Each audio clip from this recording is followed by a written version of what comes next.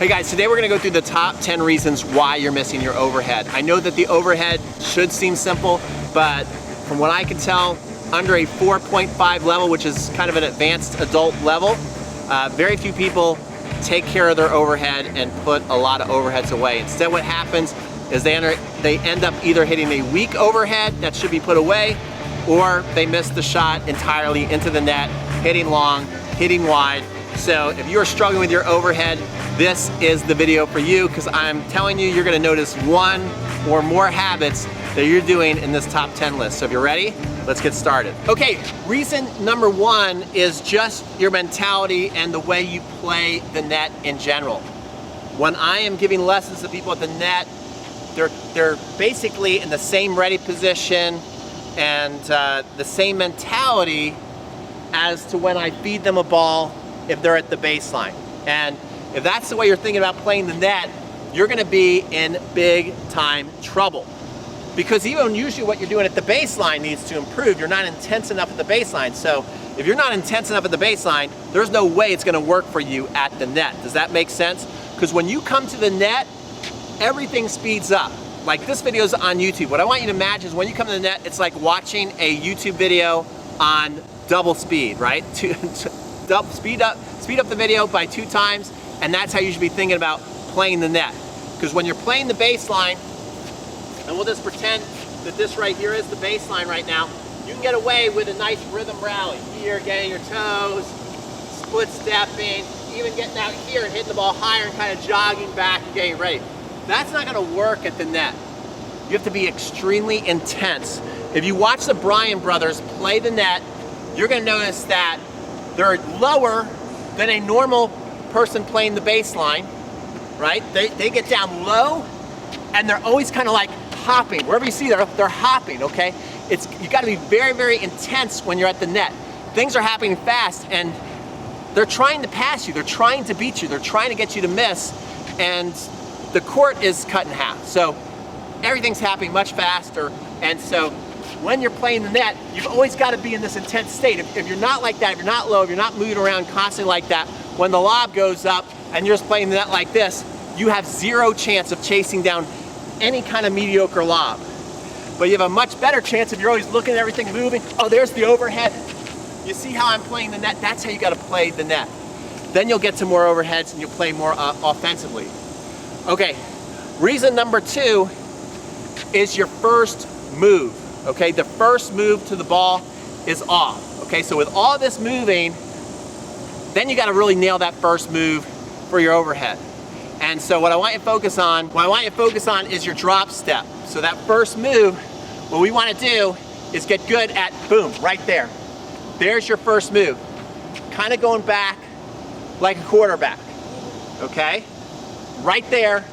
Getting ready. That first move is super, super important. Now we're gonna stay with the feet for reason number 3 why you miss your overhead. And that is the overall footwork approach. You gotta really practice this. If you don't practice this, you're gonna be lost when that lob goes up. So there's 2 basic ways to get back for an overhead.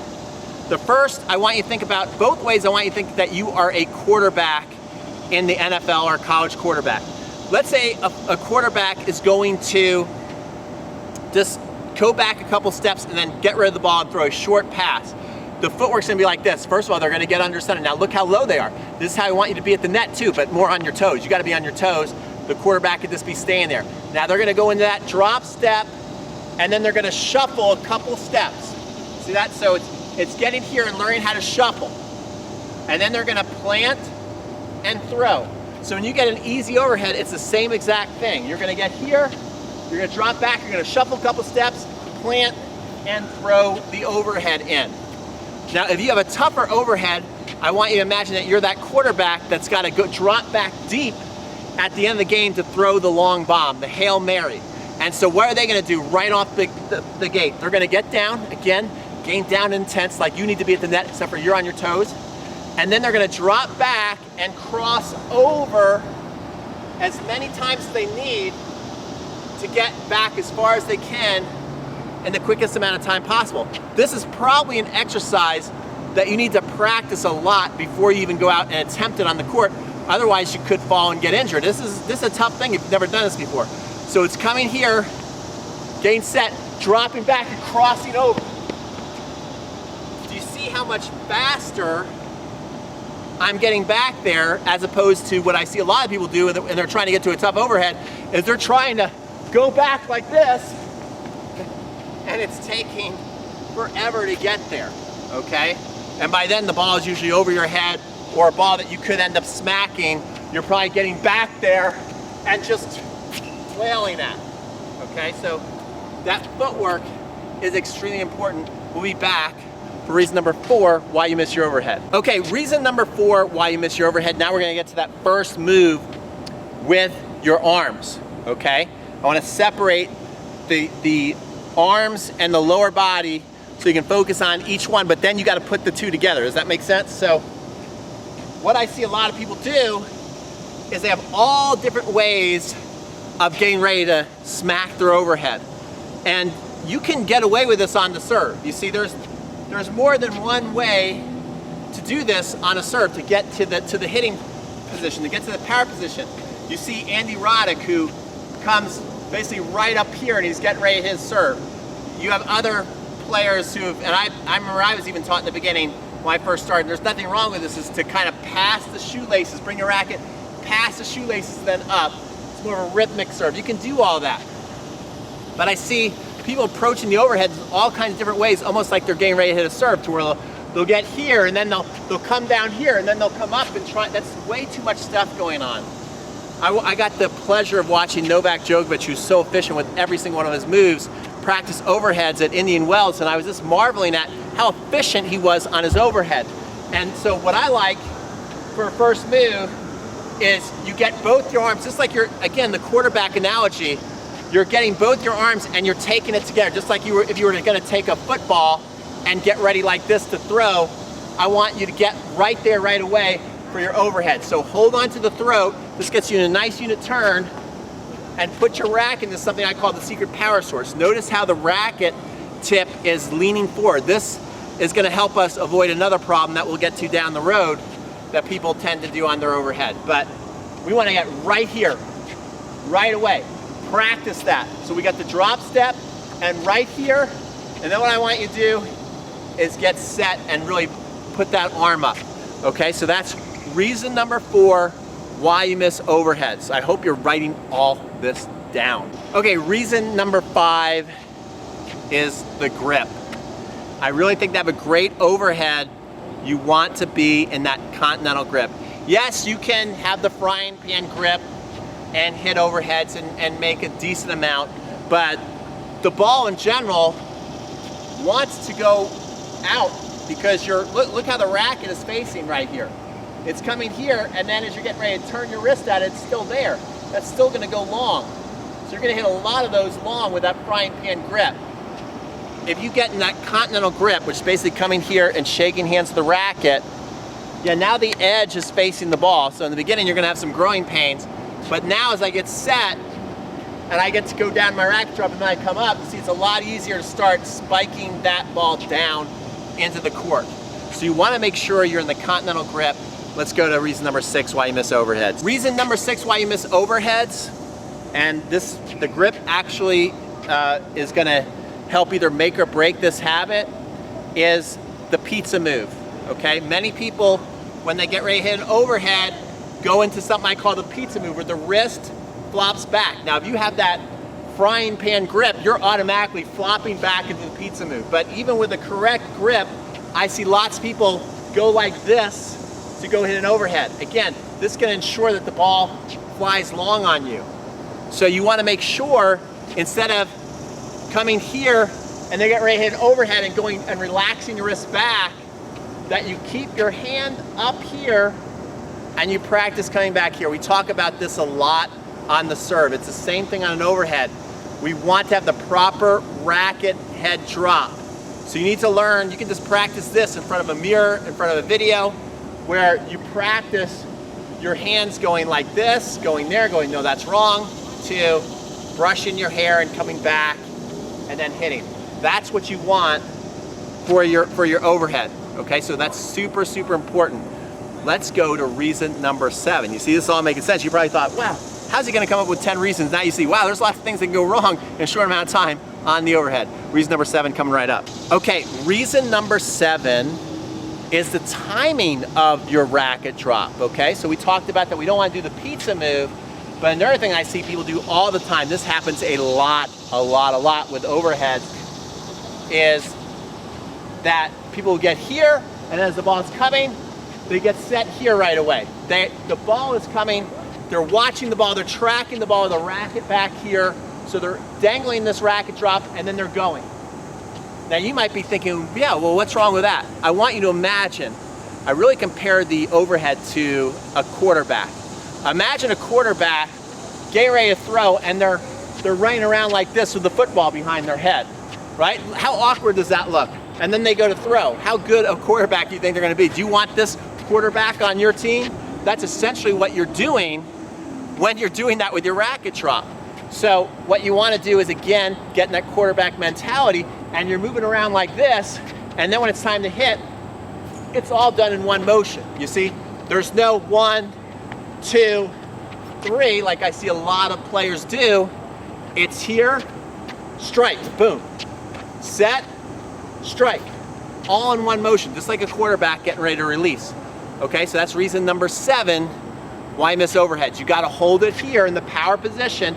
Just remember that first move I showed you, you gotta hold it right there, and then strike all in one fluid rhythm. You'll make a lot more of your overheads. Okay, reason number 8. This is maybe the biggest reason why people miss overheads, and that you are getting smaller as you're hitting rather than taller as you're hitting. And you're not doing a good job with your non-dominant hand. I see so many people when they get ready to hit overhead, it's giving a lesson. I can still picture this lady on Monday, how she gets ready for overhead. She gets set here, she points that for a second, and then all of a sudden this drops, and she's hitting like that. Well, that's gonna tend to have you shrink as you're hitting. So you're here, then you get ready, and then you fall, this arm drops, and then you start to fall. What I want you to think about is that your non-dominant hand, lots of times, is your greatest enemy. It's like kind of like your evil brother or sister who always is trying to get you and trick you. That's what it is. And so you've got to be super aware that your non-dominant arm wants to fall. It just wants to fall. And you've got to be fighting against that. You've got to be aware of that. You've got to know that about yourself and work extra hard at putting that arm up as high as you can. If you watch the pros serve and hit overheads, they do such a beautiful job with their non-hitting hand to where the ball goes up and they're here, they're looking, and they get taller, they get on their tippy toes as they hit that overhead rather than getting smaller and shrinking. So again, the pros versus the Joes. The Joes are gonna get an overhead, point at for a second, drop and hit. The pros are gonna get set here and get taller and go up on their tippy toes and hit. So that's a big, big deal. You wanna make sure you get that down. Let's go on to reason number 9 why you're missing your overhead. Okay, reason number 9 is you've gotta change your timing and perception of the overhead. I would say that 8 out of 10 students, they tend to watch the ball too long and let it drop. Most people who miss a lot of overheads are hitting the ball. If you just draw a line right there and down, you're hitting the ball somewhere here on your overhead. I see very few students hitting the ball up here towards the top of the strings, which I'd rather you hit than down below the equator, right? So if we got the equator, I'd rather you hit above the equator than below the equator. And so what you're doing is you just develop this timing so you're watching. Again, how I talked about how you're shrinking, hitting the ball here. Lots of times those fly, they also go in the net, they kind of go all over the place.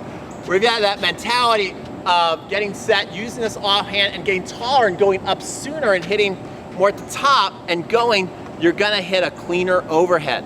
So what you might have to do a couple times is tell yourself to swing at a moment to where it does not feel comfortable. You need to change your timing. So if you think it's like too soon, swing anyway. The worst thing that can happen, and go practice this, but the worst thing that can happen is that you swing and you whiff. It goes over the top of your strings, but that's a better habit than hitting the next 150 overheads down here, all right?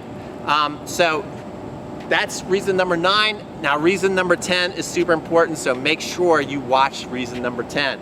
Okay, reason number 10 why you miss overheads is you are trying to hit too many overheads that are outside of your skill set. Let me explain what I mean, and this should really make everything very clear to you. And I was actually surprised when one of my students came back. He's playing Division I college tennis, and his coach told the whole team. Now imagine, this kid was a great athlete. If I fed overheads into the green of the court, he could chase them down and hit them over 100 miles an hour. I'm not kidding. That's what kind of player we're talking about. So keep that in mind. This is what kind of player we're talking about. And his coach, the college coach, said, I don't want you guys taking any more overheads past the service line. Now maybe that's a little bit of an extreme measure, but why did he say that? He said because you guys are missing too many overheads when things really matter. If you know anything about college tennis, they're playing for 1 point. They get out there basically cold, you know, off the bus or whatever, and they play one set for 1 point. Lots of times in college tennis, that 1 point makes the difference in the entire match. So the coach really wants the team to be sharp as they can be for that set and not give away free points on the doubles court. So he was saying anything past the service line to let it drop and hit a forehand, because they had monster forehands. I'm not suggesting you do that, but what I am suggesting you do is to really be aware as you're going back, what is the risk reward of you actually staying on offense? Once you start to feel off balance and you start to feel like even if I make this, I'm not gonna do much with it, and if I really go to swing right now, I'm probably not gonna make it. Like, you gotta start to get to know yourself better with that and develop a shot I call a tweener overhead volley. I haven't come up with a better name. Let me know if maybe you guys have a better name. And I saw the Bryan brothers even do this in some videos I was watching, to where when the ball is going too far back, they're not gonna sit here and still try and crush an overhead when they're off balance. Instead, what they're gonna do is they're gonna move back, get their arms up, and kind of push the ball. Now this is a great play for you, especially if you're playing 3.5, 4.0, even 4.5, if you wanna reestablish net position without missing, is as you're moving back, you're going, okay, where's the person who's at the baseline? A lot of times in doubles, there's usually one person up, one person back. So you wanna know where the person is who's back. Most of the time, they'll be cross court from you. So as I'm getting this overhead, I'm going, this is too tough an overhead for me to hit hard. I'm gonna get my arms up here. I'm basically just gonna push it back in and reestablish net position. You see, now we're just not missing overheads out of desperation, which I see people who go, it's a lob. Any lob that I can put my racket on, I need to hit an overhead on, even though you know as you're hitting it, like, you're not gonna make it. You feel desperate. Don't hit those overheads, okay? So those are the top 10 reasons why you miss overheads, and I think they all made sense. Let me know down below which of these reasons apply to you and what are you gonna do to change that. So I'd love to read your comments. If you like this video, definitely give us a like. That would really, really help. Subscribe if you haven't subscribed, and we'll see you on a future video. And if you want extra free training, go into the description box, and I got some bonus training for you. So take care, and thanks for watching today's video.